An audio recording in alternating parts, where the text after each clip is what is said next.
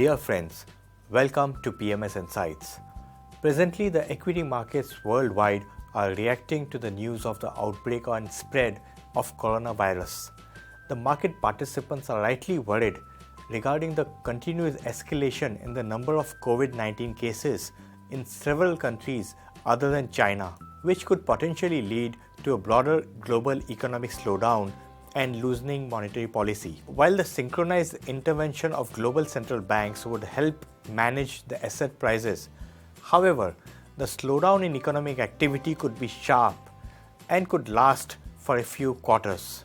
In such turbulent times, when most global markets are down more than 20% in the last 1 month, it's important to take a step back and reflect and not be guided purely by emotions. As the legendary investor Benjamin Graham has rightly put, and I quote, "In the short run, the market is a voting machine, but in the long run, it is a weighing machine," unquote. We believe that while the equity markets are driven by sentiment in the short term, long-term performance is guided more by fundamentals of the companies.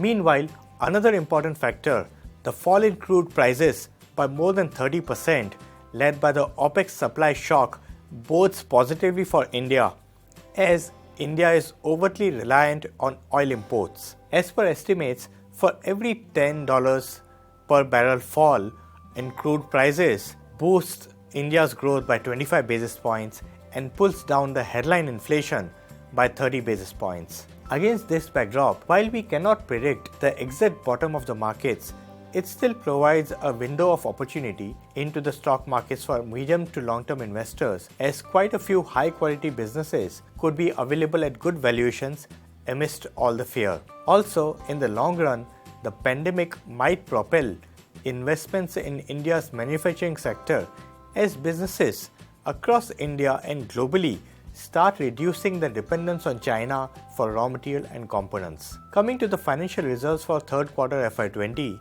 the earnings continued to be muted at operating level. However, corporate tax rate cut aided profit growth. The PAT growth for Nifty 50 companies was around 10%, driven mainly by financials along with consumer companies. India's special opportunities portfolio has delivered an outperformance of about 16% versus the benchmark over the last 1 year, as can be seen in the table.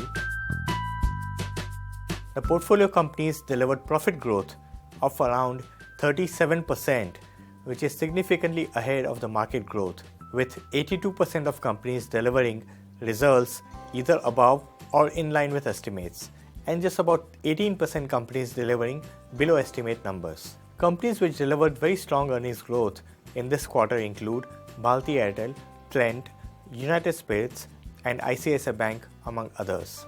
The relatively conservative positioning of the portfolio has helped it to outperform during the phase of market correction.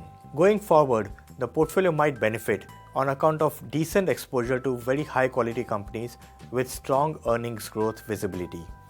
Thank you.